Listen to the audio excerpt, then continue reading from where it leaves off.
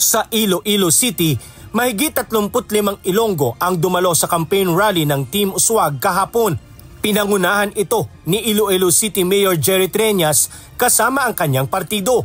Dahil sa dagsa ang supporters na dumalo, ilang kalsada ang pansamantalang isinara, kabilang na ang nasa bahagi ng city proper kasabay ang pagsasagawa ng campaign kick-off rally. Ginanap ang pagtitipon sa Iloilo Freedom Grandstand habang ang kanilang katunggali naman ay nagpalipad ng kulay pula at puting mga lobo mula sa Team Sulong Gugma bilang pag-uumpisa ng local campaign period. Tiniyak naman ng mga organizer na biodegradable ang mga lobo upang mabawasan ang pinsala sa kalikasan.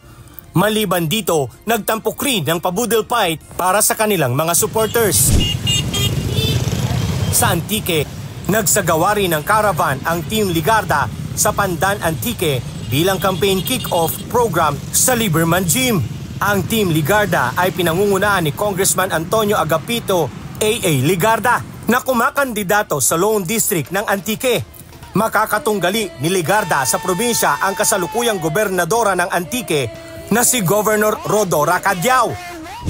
At sa Naga City, isang talakayan naman kasama ang Team Naga ang isinagawa sa lungsod na pinangunahan ni former Vice President Leni Robredo na tumatakbong mayor ng Naga City.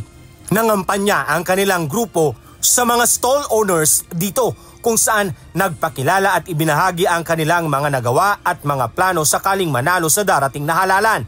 Isang color fun run din ang idinaos kasama ng mga taga-suporta ni Robredo sa Naga City bilang bahagi ng kanilang kampanya. Bukod sa mga nabanggit na lugar, ilan pang local candidates sa mga probinsya ang nagdaos ng kanilang kick-off rally gaya ng One Tugigaraw, One Cagayan.